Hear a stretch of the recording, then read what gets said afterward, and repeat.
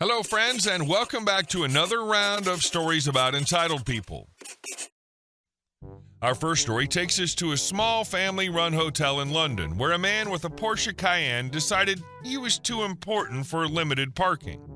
But before we begin, best way to support our channel is to leave comments, like, and subscribe with the turned-on bell so you don't miss the new video every single day.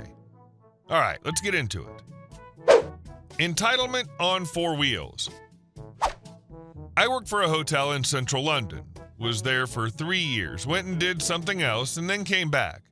I like working there. In my first stint there, I spent a lot of time making sure that all our listings were accurate and created a lot of automatic responses to send to guests using online booking platforms. We aren't a big fancy hotel, a little independent family-owned one. One of the perks we offer is that we do not charge for breakfast, nor do we charge our guests for using our car park. However, we offer this on a first-come, first-served basis, and we don't reserve spots for anyone. The hotel is run like this for decades, and this is the fairest way they found. We rarely have a full car park, but in the rare occasion it happens, we share details of the easiest and cheapest options nearby. All of this is stated clearly on our website and our listings and is explained in our automatic messages sent at the time of booking. Imagine my surprise then when we receive a message through our online booking platform stating that a guest wanted a full refund for his non-refundable booking, as he claimed we state that we guarantee parking and not that we have limited parking like others did. On a side note, unlimited free parking anywhere, let alone central London, is a rare luxury. I saw this message and immediately went into fix-it mode. We have fewer cars these days due to ULEZ and congestion charge fees, so our car park rarely gets full. We still inform guests of alternative options because, managed expectations, and also it isn't impossible that we have a full car park occasionally. I called the guest to explain the above. I said he had nothing to worry about, we just like to make sure guests are forearmed with options. This was not good enough. I have a Porsche Cayenne. I only booked guaranteed parking. Sir, we've never offered this, and it doesn't say that on the booking platform. But either way, you are highly unlikely to be without a spot. No, not good enough. I want a full refund. You're liars. I'm owed a refund. If not, I'll contact my solicitor. At this point, I could feel my anger rising, and my boss came over and just pulled up the listing. You can see I'm getting a little flustered because, like I said, I'd worked hard to make sure our listings were accurate and that it had been a policy kept for 5 years because it worked. We looked at the parking information on the listing he booked. Sir, I have the booking page open. I will read the listing out to you. Parking. Limited parking available. At this point, the guest must have also read the page properly because all of a sudden a very small voice, almost disembodied from the booming, confident, sure voice a second prior, said, "I'm sorry, I see it says limited parking. We'll see you when we check in. Thank you, goodbye." I put the phone down, looked at my boss, and we cracked up. Holy moly! The entitlement some people feel because they have a Porsche. Not to be funny, but it's London. Half the kids drive around in leased Porsches or Range Rovers. No one cares about your car. It seems silly that even if a listing didn't say limited parking, anyone would assume that must mean parking's guaranteed. How would that work exactly? All parking lots are finite in size. Are they imagining that the very best parking lots use some kind of space-bending magic to provide infinite parking? And our second story. Just another day as the human shield for angry customers. Apparently, I've developed a reputation around here as the guy you hand a customer off to when you're sick of them. I'm comfortable with awkward situations, mostly because I get bruised and scraped around here so often the idea of being punched doesn't faze me. Plus, I really don't care what people think of me. That's less about healthy self-esteem than it is about a basic contempt for all mankind. So yesterday, the manager comes out back where I'm receiving in stock. "Hey, can you hook up this guy's trailer for me?" "Yeah, sure." Just so you know, he was super nice until I got to the part about getting an emergency phone number for someone who wouldn't be with him.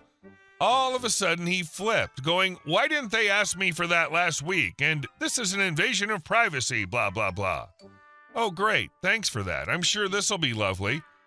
I walked out to find a white bearded gentleman in a khaki shorts and a safari hat halfway through hooking up the trailer. He was doing it wrong. but with great angry enthusiasm. Since he's clearly hot under the collar, I decide to get real cold. "Hi, those chains are on the wrong side. Let me handle it for you." I start hooking him up, and as expected, he launches into a tirade. "Why is that last week they just used my office number for the emergency contact, but today the lady says it has to be someone who isn't with me?" I don't even look up. She's right, it does. "But why did the young man let me?" I cut him off.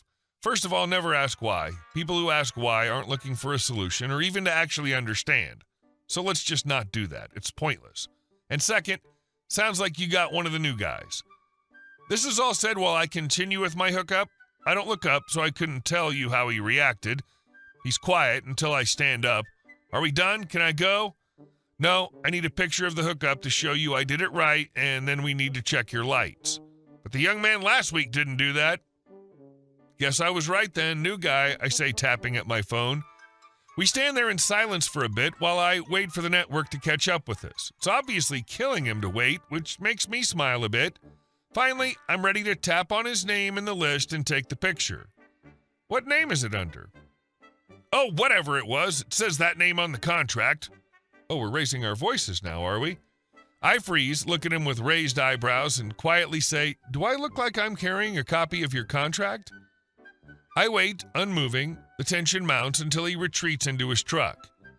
He's on the road about 60 seconds later, and I head in to let my manager know what happened so she can deal with the eventual customer complaint I'll be ignoring. I think it's the heat. There's always that one guy who thinks the rules are optional because last week someone didn't follow them. It's like they think we're all part of a conspiracy to personally inconvenience them. I love how calm you stayed. Nothing unsettles an angry customer more than someone who refuses to feed the fire. He's over there ranting about privacy and contracts, and you're just like, "Chains are wrong side, bud. Move." And our last story. An ordinary programmer just cost you millions. I changed the names and company, but kept the story. My name is Sean O'Reilly, the guy from Cork who fixes servers when they decide to crumble like a cookie. I drink strong coffee, write clean code, and hate meetings that last longer than a database migration script. I used to work at a family company called Donatech Systems that built manufacturing software, accounting, logistics, integrations with machine tools. The company was founded by Donovan's granddad, a master with golden hands and a silver tongue. Then his son, Patrick, took over. Well, took over is generous. As my granny used to say, not everyone who inherits a violin becomes a violinist. Patrick loved ties, golf, and the word synergy. But when something broke, he'd hover over your shoulder asking, "Have you tried turning it off and on again?" Like he was opening the server's chakras. Patrick had a daughter, Claire. Pretty, stylish, with a diploma from some Swiss business school that costs as much as a small tractor. Before taking the helm, she spent 2 years finding herself, which meant 5-star hotels, mojitos in the Maldives, selfies in Dubai, and long Instagram posts about burnout from a very busy life. Then the big day came. Patrick ceremoniously sat her in the big chair. The lads and I glanced at each other. Well, it can't get worse. Spoiler, it can. Her first morning address started with, "We're going to be like Google." Then she canceled free coffee, eco, banned personal mugs, branding, made everyone file daily reports even if they touched nothing that day, and scheduled weekly stand-ups on Fridays at 5:30 p.m. Worst of all, the tone. She spoke like everyone owed her money and a bit of air. People were more triggered by that than her turning off the AC in July. After a few months under Claire, we lost several key clients. She said the market changed. But all we saw changing were deadlines, from realistic to yesterday. Eventually, my star turn arrived. I was summoned to her office, minimalist to the point of tears and a MacBook shining like a first-year CS student's dream. "Sean," she drawled, "we're optimizing costs." "Got it," I said. "Where do I sign?" "Don't rush. I want you to see this as an opportunity to find a new path." I said, "No problem, I'll find one." And I did. Out the door to the right, into the lift, and then to a pub.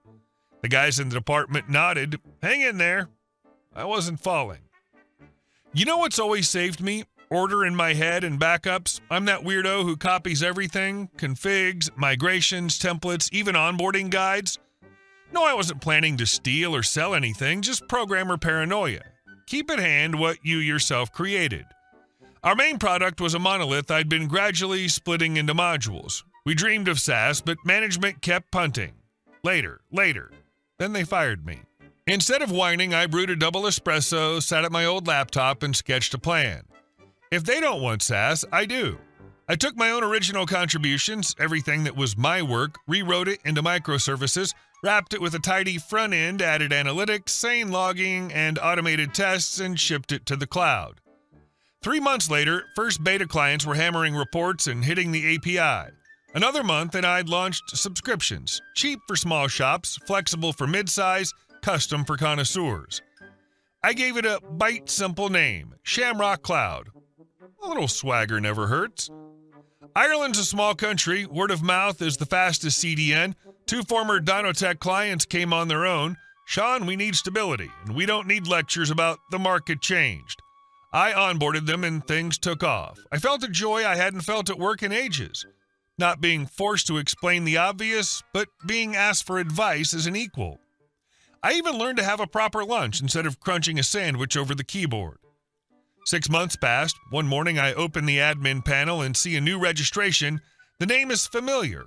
My heart double ticks. Donotech Systems. I snorted coffee and checked twice. Yup, them. Their new CTO, unfamiliar face, sent a very polite note. They wanted a migration from legacy to a modern platform. I flipped to professional mode, zero emotion, clean docs, a boarding checklist. A week later, they were driving our dashboards, and I got the first payment. Irony smacked the crossbar. The company that fired me to optimize costs was now optimizing by buying my subscription service. Old colleagues whispered over Messenger, Claire's in shock. The monolith is wobbling. No one left to maintain it. They've been patching with duct tape and prayers for months, and now you're the only painless option. I replied with a shamrock emoji.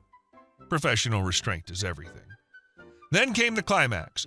One Wednesday near lunchtime, Patrick calls. His voice is even, but with a metallic whistle like he's just swallowed a golf club shaft. He asks to meet at their office. I show up, same corridor, same carpet where I once spilled coffee and pretended it was tea. Patrick sits down, sighs, and almost humanly says, Sean, I made a mistake. It happens, I say. The company's on the brink. We're paying for your service because without it, we're finished. And I learned it's your project. That's no secret, I nod. I'm removing Claire from the post. She can't handle it. I bought her a small hotel in Killarney. Let her train there. Checking in guests is easier than shipping releases. I stifled a laugh. In my head, I heard a folk song titled, Farewell, Dear Air Conditioner. He added, if you can, keep the service for us on the current terms. I'm not asking for discounts. I'm asking for stability. That felt good. No, we're big, so do as we say. No aces up the sleeve. Just an honest, we need help. I offered my hand. As long as you don't slip back into old habits, we're with you. We signed the contract, and I ran a workshop for their new team. Not how to break prod, how to read logs, and how to not poke at the database on Fridays. They listened, took notes, didn't interrupt, finally looked like a company you could work with. And Claire, for a few weeks she stalked the office like a storm with lightning but no rain, then vanished to Killarney, leaving behind the scent of expensive perfume and a broken coffee machine. She called it Eco. Rumor has it, at her Grand Clover Hotel, the Wi-Fi shuts off every hour because she's reading a small business survival guide and cutting costs on everything, including the router. TripAdvisor reviews are already entertaining. Manager is strict, but the shampoo's nice. I think the hotel will last exactly as long as her MacBook battery under load. Not very. Meanwhile, I rented a small office by the River Lee. Mornings, I brew a flat white, watch the mist settle on the water, and open the dashboard. Clients are more than I dreamed of. In the evenings, I run along the quay and hear simple arithmetic click in my head. They fired me to save money. Now they pay me 1.5 times more for something that works without their genius tweaks. And yes, each month I get a payment from Donotech, and every time I smile. It's the sweetest malicious compliance imaginable. You wanted to economize, so I removed your chaos cost. One night at the pub, the old sysadmin Mick came over, raised a glass, and said, to Claire, without her, you wouldn't have built your cloud. And to Patrick, I replied, for owning the mistake. Rare thing. And not a toast to yourself, Mick laughed. Absolutely, I said, to backups. They save lives. The moral is as simple as a pseudo apartment update. Don't put someone in charge who still thinks DevOps is a kind of barista. And never fire the engineer keeping the system afloat just because the -1 salary column looks pretty in Excel. Sometimes optimization ends with you subscribing to his service and paying more, only now you're smiling because it actually works. As for me, I just write code, keep my nose to the wind, and stay friends with coffee. If Donatech leaves tomorrow, there's a queue of folks who know the value of stability, and if they stay, even better. We're in Ireland. We like things straight. You do your job well, people pay, and don't make a fuss. Somewhere in Killarney, manager Claire's looking for the optimize cost button on the clothes iron. Let's hope it's not the one labeled customers, but that's another story. As they say, shirt sleeves to shirt sleeves in 3 generations. The first generation earns, the second saves, the third spends.